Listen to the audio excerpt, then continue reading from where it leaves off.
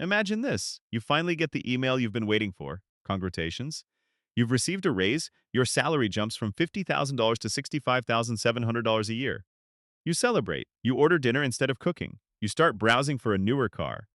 Maybe you even think about moving into a nicer apartment. For the first few weeks, everything feels different. You finally made it. But 6 months later, you're checking your bank balance before payday. Again, how is that possible? You make thousands more than you did last year, so why doesn't it feel like it? Because the problem was never just your salary. The moment your income grows, your lifestyle often grows even faster. Everything. That is the trap. Not everyone spends more in the same way.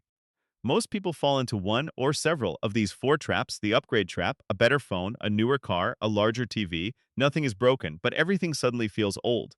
Then there's the subscription trap. One streaming service becomes four: a music app, cloud storage, premium software, a gym membership you barely use. Each costs only a few dollars together, hundreds every month. Next comes the convenience trap: food delivery, ride sharing, coffee every morning. Each purchase feels tiny, like a leaking faucet. You barely notice it until months later. Finally, the status trap. You begin buying things that match your new income instead of your actual needs because your spending starts competing with people around you, not your financial goals. When you buy something expensive, you're rarely buying just the object, you're buying maintenance, insurance, repairs, accessories, taxes, time. A luxury apartment isn't just higher rent, it's higher utilities, higher furniture costs, higher expectations. That $38 coffee machine often leads to specialty beans, filters, cleaning products, and replacement parts.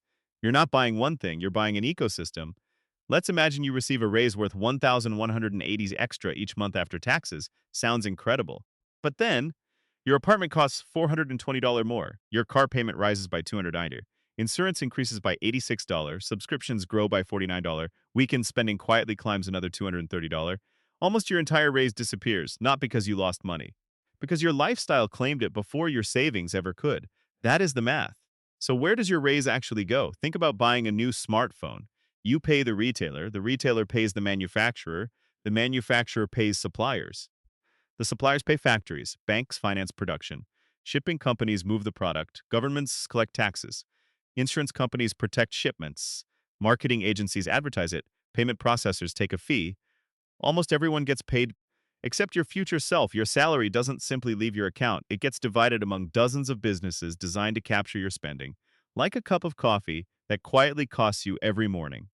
Each purchase feels harmless, but together, they become a system. Here's the surprising part. Many companies don't become profitable because customers spend huge amounts once. They become profitable because millions of customers spend small amounts repeatedly. This is what we'll call the silent upgrade loop. You earn more, you upgrade. The upgrade creates recurring expenses. Those recurring expenses require another raise, which leads to another upgrade. The loop keeps spinning. The businesses don't need you to become rich. They simply need you to keep upgrading. What happens if your income suddenly stops? Job loss, medical emergency, economic slowdown. If every dollar of your higher salary already supports a higher lifestyle, your financial flexibility disappears almost overnight.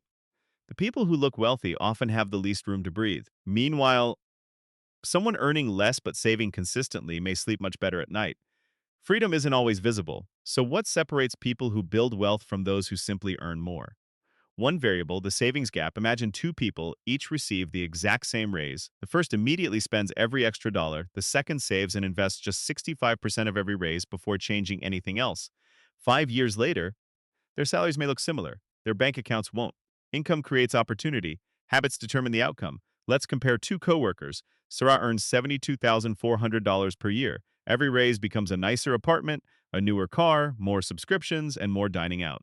At the end of the year, she saves almost nothing. David earns $61,900. Whenever he gets a raise, he automatically invests 70% of the increase before upgrading his lifestyle. After several years, David owns investments that generate money on their own. Sarah earns more. David owns more. Remember that morning when you opened the email announcing your raise? You thought it was the finish line. In reality, it was the beginning of a new financial test. Because the biggest threat to your wealth isn't a small salary. It's a lifestyle that grows faster than your income.